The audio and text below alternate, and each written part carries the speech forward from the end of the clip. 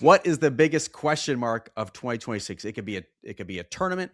It could be sort of a existential question. It could be a player. Where are you going with this? Rory? See what I did there?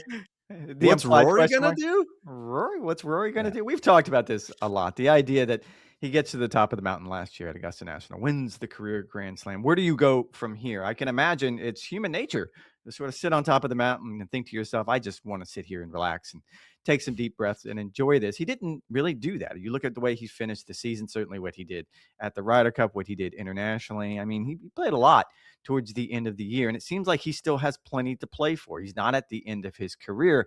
And you pointed out last week when we were on Golf Central that some of the things are very important to him. However, most of those things aren't happening this year on the PGA Yeah. Tour. There is Yep. no Olympics. He's talked about wanting to win a gold medal, so that's not this year. That'll be next year. The Open is not at the Old Course. He's pointed out that's one thing he wants to do. The U.S. Open's not at Pebble Beach.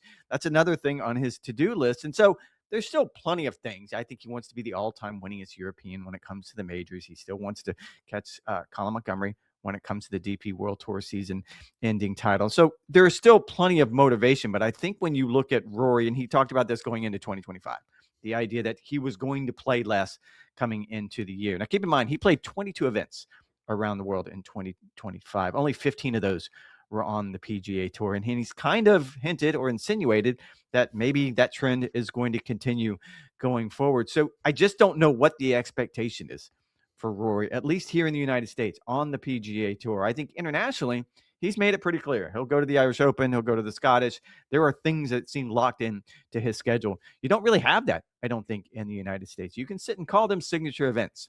And you can say, well, Charlotte's important to him. And I would imagine he will play Charlotte, the Tourist Championship. However, you just don't know when it comes to Rory, because I think he's reached that point where it's not vindictive. He's not trying to be petulant about this, but he's going to go and play where and when he wants to play. There's nothing wrong with that, but it comes with a set of question marks. Yeah, I like that a lot. I do think there are some carrots, as you mentioned, that are dangling out there, at least in the short term, over the next 2 to 5 years, that should keep him plenty motivated, that should keep him plenty sharp. What I think is going to be really important for him, as we talked about on the roundtable last week, is sort of picking apart the PGA Tour schedule and finding out what's important to him. And at least what he has said in the past of what is important to him is winning on particular venues, courses that don't just mean a lot to him, but I think mean a lot to the history of the game, whether that's a Pebble Beach, whether that's Riviera, whether that's Muirfield Village, doing the National Open thing as he did in 2025 and has continued to do over the course of the past couple years. Those are certain checkpoints and benchmarks throughout the course of the year that he can play up for, try and get ready for, at least sort of have some sort of mind manipulation that gets him in a mode where he's very competitive. Because I think at this point, Rex, he's a living legend, and it'd be easy to go on autopilot and just sort of circle the major championships and just seemingly want to peak for those. That's really difficult to do. Tiger Woods did it better than anyone. But as his body has broken down and he's tried to just do a major only schedule, it's really hard to do. And I don't think Rory McIlroy at the age of 36 wants to get into that mode either. And so if there is something that he can shoot for in February at Pebble Beach and Riviera, if there's something he can shoot for in May with winning at Quail Hollow, or in June with Muirfield Village, I think that can keep him going, keep him motivated for the entirety of the season, with, again, those carrots that are still dangling, which could make him truly a top 5, top 10 player historically. My biggest question mark, though, Rex, is Bryson DeChambeau. Because right now, as we sit here in mid-January, he's got a whole lot of leverage at the moment. Brooks Koepka's left. The stars that LIV does have are either aging or becoming increasingly irrelevant. And Bryson DeChambeau hasn't necessarily translated to a big box office return for LIV, but he is indisputably a top 3 draw in the sport. And LIV, quite frankly, can't afford to lose him. And Bryson came on a podcast at the end of 2025 and essentially intimated that the negotiations with LIV are not where he wants them to be at the moment. Maybe those will improve. Maybe those will continue to break down. He even intimated that he could potentially just go the YouTube route. He doesn't need to play tournament golf, whether it's on LIV or the PGA Tour. So I think who bends at this point? Is it going to be Bryson, who would potentially be willing to take less to stick with LIV and the franchise that he has he has made, or will LIV, sensing that it could be the end of the road if they are unable to retain Bryson's services, offer him as much money as he is looking for. I think we'll know by fall certainly where this is headed, but that is a big question mark as we sit here at the beginning of the year.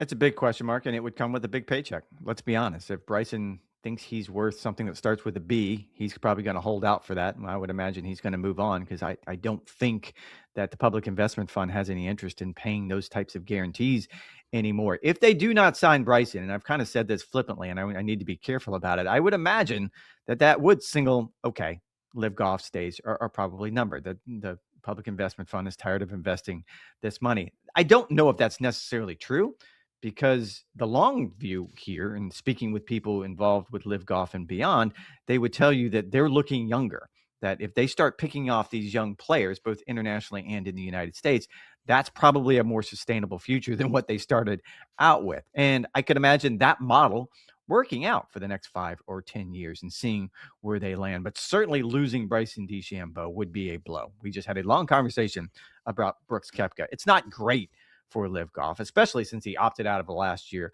of what was a very lucrative contract. And I'm guessing there was some money given back on that front. But losing Bryson would be a huge blow. And you kind of joked about it, but the other question mark for me will be the President's Cup.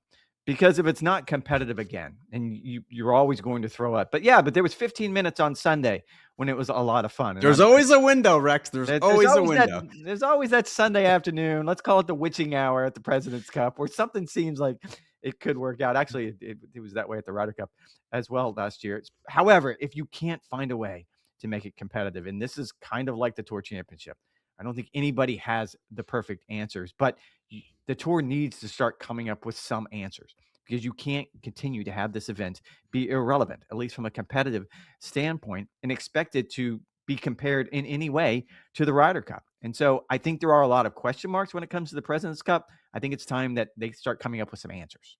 Yeah. Still looking forward to getting up late September to Chi-Town, Chicago. to Medina. Even if it is a blowout, I do enjoy the team competition again, Sure. even if it's a blowout.